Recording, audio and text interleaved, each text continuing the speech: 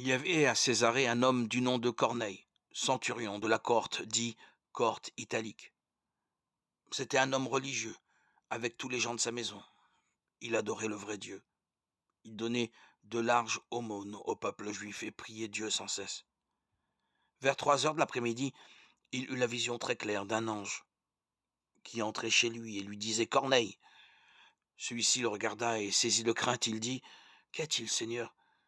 Il répondit Tes prières et tes aumônes sont montées devant Dieu pour qu'il se souvienne de toi. Et maintenant envoie des hommes à Jaffa et convoque un certain Simon, surnommé Pierre. Il loge chez un autre Simon qui habite au bord de la mer et qui travaille le cuir. Après le départ de l'ange qui lui avait parlé, il appela 2 de ses serviteurs et un soldat, un homme religieux, un de ceux qui lui étaient attachés.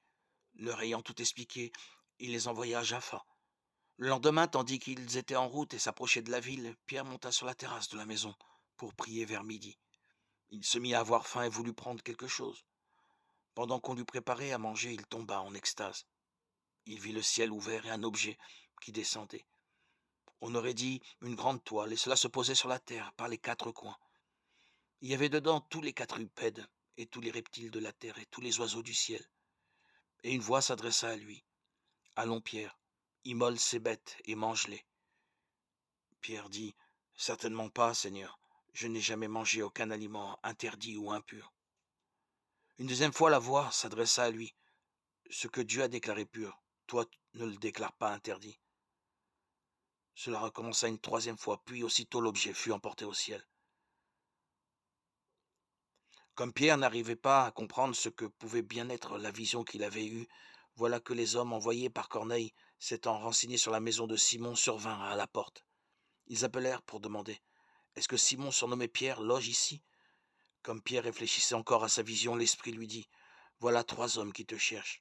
Allons, descends et pars avec eux, sans te faire de scrupules, car c'est moi qui les ai envoyés. » Pierre descendit trouver les hommes et leur dit « Me voilà, je suis celui que vous cherchez. Pour quelle raison êtes-vous là ?» Ils répondirent « Le centurion Corneille, un homme juste qui adore le vrai Dieu, estimé de toute la population juive, a été averti par un ange saint de te convoquer chez lui et d'écouter tes paroles. » Il les fit entrer et leur donna l'hospitalité. Actes des apôtres 10, 1, 23.